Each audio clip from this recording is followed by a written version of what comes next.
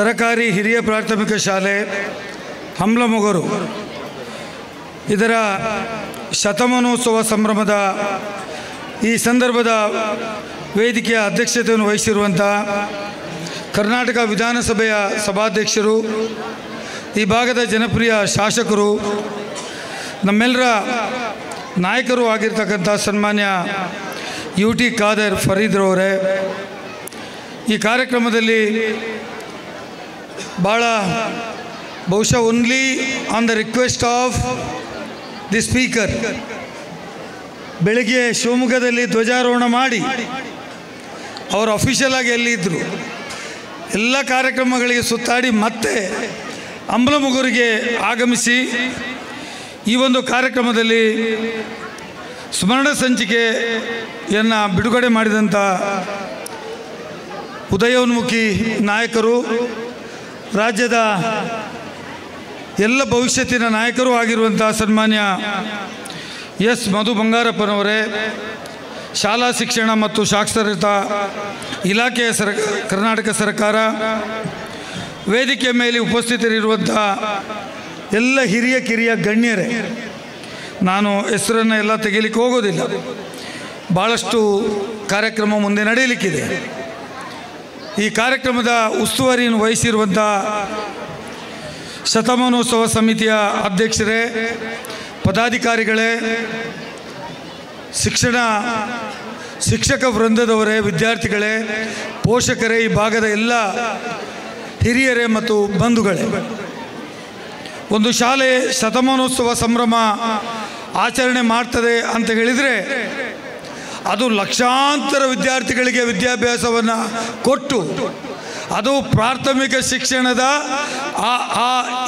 ಅನ್ನು ಕಲಿಸಿ ತಾಯಿಗಿಂತಲೂ ಹೆಚ್ಚಿನ ಸೇವೆಯನ್ನು ಮಾಡಿ ಆ ಶಾಲೆ ಲಕ್ಷಾಂತರ ವಿದ್ಯಾರ್ಥಿಗಳ ಭವಿಷ್ಯವನ್ನು ನಿರ್ಮಾಣ ಮಾಡಿ, ಅವರು ಅವರ ಭವಿಷ್ಯವನ್ನು ನಿರ್ಮಾಣ ಮಾಡಿ, ಒಳ್ಳೆಯ ಪ್ರಜೆಗಳನ್ನು ನಿರ್ಮಾಣ ಮಾಡಿ, ಸಮಾಜಕ್ಕೆ ನಮ್ಮ ಪ್ರಸ್ತಾವನೆ ಮಾಡಿದಂಥ ರಫೀಕ್ ಅವರು ಹೇಳಿದರು, ಅದು ಒಂದು ಕುಗ್ರಾಮ ಎಂದು ಕರೆಯಲ್ಪಡುವಂಥ ಭಾಗದಲ್ಲಿಯೂ ಈ ಶಿಕ್ಷಣ ಸಂಸ್ಥೆ 100 ವರ್ಷಗಳ ಕಾಲ ತಮ್ಮ ಸೇವೆಯನ್ನು ಸಲ್ಲಿಸಿದೆ ಅಂದರೆ ಇದು ಸಮಾಜಕ್ಕೆ ಕೊಟ್ಟಂಥ ದೊಡ್ಡ ಕೊಡುಗೆ ಮತ್ತು ಇದು ಸಮಾಜ ಪರಿವರ್ತನೆಯ ಒಂದು ದೇಗುಲ ಅಂತ ನಾನು ಈ ಸಂದರ್ಭದಲ್ಲಿ ಹೇಳಲಿಕ್ಕೆ ಬಯಸ್ತೇನೆ.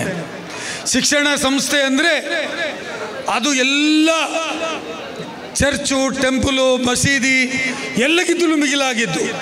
ಅದು ವಿದ್ಯಾ ದೇಗುಲ ಅಂದರೆ ಅದಕ್ಕಿಂತ ದೊಡ್ಡ ಮಾತು ಬೇರೆ ಯಾವುದೂ ಇಲ್ಲ, ಪವಿತ್ರವಾದ ಸ್ಥಳ ಬೇರೆ ಇಲ್ಲ. ಯಾಕೆಂದರೆ ಶಿಕ್ಷಣ ಇಲ್ಲದೆ ಇರ್ತಿದ್ರೆ, ನಾವು ಓದುವಾಗ ಕೆಳಗಿನ ಕ್ಲಾಸ್ನಲ್ಲಿ ನಮ್ಗೆ ಕಲಿಸಿದ್ದಾರೆ, ಶಿಕ್ಷಣ ಇಲ್ಲದವನು ಅದು ಪಶುವಿಗೆ ಸಮಾನ ಅಂತ ಹೇಳ್ತಾರೆ. ಪಶುವಿಗೆ ಶಿಕ್ಷಣ ಇರೋದಿಲ್ಲ, ಭಾಷೆ ಇರೋದಿಲ್ಲ, ಆದರೂ ತನ್ನ ಜೀವನವನ್ನು ಅದು ಸಾಗಿಸ್ತದೆ. ಆದರೆ ಅದರ ಅಚೀವ್ಮೆಂಟ್ ಏನು ಅಂತ ಕೇಳಿದರೆ, ಅಥವಾ ಅವರು ಮಾಡಿದಂಥ ದೊಡ್ಡ ಸಾಧನೆ ಏನು ಕೇಳಿದರೆ ಅದು ಅದಕ್ಕೆ ಗೊತ್ತಿರೋದಿಲ್ಲ. ಹಾಗಾಗಿ ಯಾರು ಶಿಕ್ಷಣವನ್ನು ಪಡೆಯುವುದಿಲ್ಲ, ಯಾರು ಶಿಕ್ಷಣದಿಂದ ವಂಚಿತರಾಗ್ತಾರೆ, ಅವರು ಶಿಕ್ಷಣದ ಬಗ್ಗೆ ತನ್ನ ಶಿಕ್ಷಣದ ಅವಧಿ ಮುಗಿದು ತಾನು ದುಡಿಯುವ ಕಾಲಕ್ಕೆ ಮುಟ್ಟಿದಾಗ ಅವರಿಗೆ ನೆನಪಾಗ್ತದೆ, ನಾನು ಶಿಕ್ಷಣವನ್ನು ಪಡೆದೇ ಇದ್ದಿದ್ರೆ, ನಾನು ಒಳ್ಳೆಯ ಶಿಕ್ಷಣವನ್ನು ಪಡೆಯದೇ ಇರ್ತಿದ್ರೆ ನಾನು ಸಮಾಜದಲ್ಲಿ ಯಾವ ಸ್ಥಾನದಲ್ಲಿ ಇರ್ತಿದ್ದೆ ಅಂತ ಹೇಳೋದು ನಮಗೆಲ್ರಿಗೂ ಈಗ ನೆನಪು ಬರುವಂತ ಆಗ್ತದೆ, ಈ ಏಜಿನಲ್ಲಿ ನೆನಪು ಬರ್ತದೆ. ಹಾಗಾಗಿ ಎಲ್ಲಿ ಪ್ರಾಥಮಿಕ ಶಿಕ್ಷಣವನ್ನು ನಾವು ಪಡೆಯುತ್ತೇವೆ, ಸಮಾಜದಲ್ಲಿ ಪ್ರಾಥಮಿಕ ಶಿಕ್ಷಣ ಅಂತ ಹೇಳೋದು ಅತ್ಯಂತ ಭದ್ರವಾದ ಬುನಾದಿ ಹಾಕೋದು. ಒಂದು ಮನೆ ಕಟ್ಟಬೇಕಾದರೆ ಅದಕ್ಕೊಂದು ಫೌಂಡೇಶನ್ ಆಗಬೇಕು. ಆ ಫೌಂಡೇಶನನ್ನು ಕಲಿಸಿದಂಥ ಸರಕಾರಿ ಹಿರಿಯ ಪ್ರಾಥಮಿಕ ಶಾಲೆಗೆ ಇವತ್ತು ಶತಮಾನೋತ್ಸವ ಆಚರಣೆ ಆಗ್ತದೆ. ರಾಜ್ಯ ಸರ್ಕಾರದ ಶಿಕ್ಷಣ ಸಚಿವರು ಈ ಶಾಲೆಗೆ ಬರ್ತಾರೆ. ಈ ಶಾಲೆಯಲ್ಲಿ ಪ್ರತಿನಿಧಿಸುವಂಥ ವಿಧಾನಸಭೆಯ ಶಾಸಕರು ಕರ್ನಾಟಕ ರಾಜ್ಯದ 224 ಶಾಸಕರ ದಂಡನಾಯಕರಾಗಿ ಸಭಾಧ್ಯಕ್ಷರಾಗಿ ಕಾರ್ಯನಿರ್ವಹಣೆ ಮಾಡ್ತಾರೆ ಅಂತಾದರೆ ನಿಮ್ಮ ಆಶೀರ್ವಾದ ಎಷ್ಟಿರಬೇಕು, ನಿಮ್ಮ ಆಶೀರ್ವಾದಕ್ಕೆ ಎಷ್ಟು ಶಕ್ತಿ ಇರಬೇಕು ಅಂತ ಹೇಳುವುದನ್ನು ಈ ಸಂದರ್ಭದಲ್ಲಿ ನಾನು ನೆನಪಿಸಿಕೊಳ್ಳಲಿಕ್ಕೆ ಬಯಸ್ತೇನೆ. UT ಖಾದರ್ ಅವರು ಈ ಒಂದು ಭಾಗವನ್ನು ಪ್ರತಿನಿಧಿಸಿದಾಗ ಅವರ ತಂದೆಯವರು 73-74 ಇಸ್ವಿಯಲ್ಲಿಯೇ ಈ ಶಾಲೆಗೆ ಕಟ್ಟಡವನ್ನು ಕಟ್ಟಿಸಿಕೊಟ್ಟರು.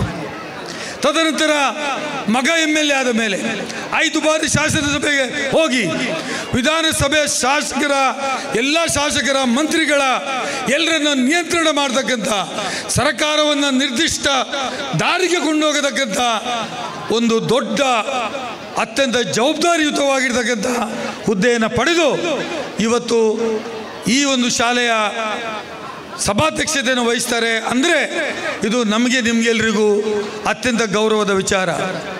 ಸರ್ಕಾರಿ ಶಾಲೆಗಳು ಅಂದರೆ ಈಗಿನ ಕಾಲದಲ್ಲಿ ಅದು ಕನ್ನಡ ಮಾಧ್ಯಮದ ಶಾಲೆಗಳಿಗೆ ಮಕ್ಕಳ ಸಂಖ್ಯೆ ಕಡಿಮೆ ಆಗ್ತಿರುವಂಥದ್ದು.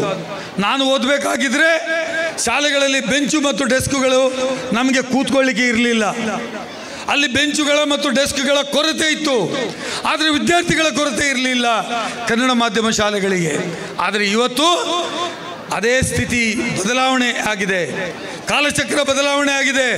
ವಿದ್ಯಾಭ್ಯಾಸ ಕೊಡಬೇಕು, ಕ್ವಾಲಿಟಿ ಎಜುಕೇಷನ್ ಕೊಡಬೇಕು, ಎಲ್ಲ ರೀತಿಯ ಸಹಕಾರ ಮಾಡಬೇಕು.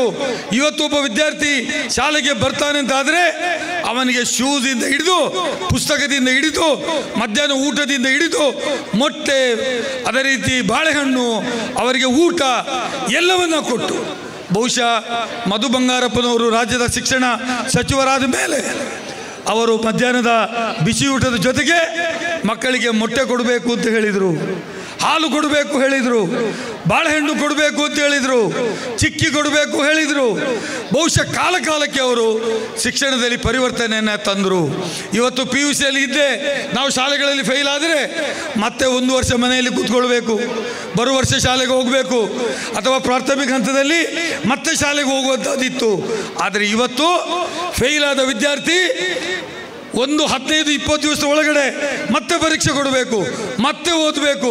ವರ್ಷಕ್ಕೆ 3 ಪರೀಕ್ಷೆಗಳನ್ನು ಮಾಡುವ ಮೂಲಕ ಶಿಕ್ಷಣದಲ್ಲಿ ಇವತ್ತು ಅನೇಕ ಪರಿವರ್ತನೆಗಳು ಮಾಡುವಂತಾಯಿತು. ಹಾಗಾಗಿ ನಾನು ಈ ಶತಮಾನೋತ್ಸವದ ಸಂದರ್ಭದಲ್ಲಿ ಭಾಳ ದೊಡ್ಡ ಕಾರ್ಯಕ್ರಮಗಳು ಹಾಕಿಕೊಂಡಿದ್ದೀರಿ. ನನಗೆ ಖಾದರ್ ಅವರು ಸಹಾಯ ಮಾಡಬೇಕು ಅಂತ ಕೇಳಲಿಲ್ಲ. ಅದೊಬ್ಬ ವಿಧಾನ ಪರಿಷತ್ ಶಾಸಕನಾಗಿ ಶತಮಾನೋತ್ಸವ ಆಚರಿಸುವಂಥ ಈ ಶಾಲೆಗೆ ವಿಧಾನ ಪರಿಷತ್ ಶಾಸಕರ ನಿಧಿಯಿಂದಲೂ ನಾನು ನನ್ನ ಕೊಡುಗೆಯನ್ನು ಈ ಶಾಲೆ ಕಟ್ಟಡದ ಒಂದು ಬೆಳವಣಿಗೆ ಕಟ್ಟಡ ಕಟ್ಟಲಿಕ್ಕೆ ಸಹಾಯವನ್ನು ಮಾಡ್ತೇನೆ ಅಂತ ಹೇಳುವ ಮಾತನ್ನು ಈ ಸಂದರ್ಭದಲ್ಲಿ ಹೇಳಿ ನಾನು ಶುಭ ಕೋರ್ತೇನೆ. 100 ವರ್ಷ ಆಗಿದೆ. 100 ವರ್ಷದ ನಂತರದ ಬೆಳವಣಿಗೆ ನೋಡಿದರೆ ಇದು ಒಂದು 250 ವರ್ಷಗಳ ಹೋಗತಕ್ಕಂಥ ದಾರಿಯನ್ನು ನೀವು ಇವತ್ತು ಕಂಡುಕೊಂಡಿದ್ದೀರಿ. ಅಷ್ಟು ದೊಡ್ಡ ಶಕ್ತಿವಂತರನ್ನ ಬೆಳೆಸಿದ್ದೀರಿ. ಈ ಶಾಲೆ ಬೆಳೆಸಿದ್ದು ಏನು ಅಂತ ಹೇಳಿದರೆ ನಿಷ್ಠಾವಂತ ಪ್ರಾಮಾಣಿಕ ಯುವಕರನ್ನ ಮತ್ತು ಒಳ್ಳೆಯ ಪ್ರಜೆಗಳನ್ನು ನೀವು ಬೆಳೆಸಿದ್ದೀರಿ. ಹಾಗಾಗಿ ನಿಮಗೆ ಶುಭ ಕೋರಿ ಈ ಶಾಲೆಯಲ್ಲಿ ಕಲಿಯುತ್ತಿರುವಂಥ ವಿದ್ಯಾರ್ಥಿಗಳಿಗೆ, ಶಿಕ್ಷಕರಿಗೆ ಮತ್ತು ಅದಕ್ಕೆ ಬೆನ್ನೆಲುಬಾಗಿ ನಿಂತಹ ಎಲ್ಲ ಪೋಷಕರಿಗೆ ನಾನು ಶುಭವನ್ನು ಕೋರಿ ಮಾತು ಮುಗಿಸ್ತೇನೆ. ಎಲ್ರಿಗೂ ಶುಭವಾಗಲಿ.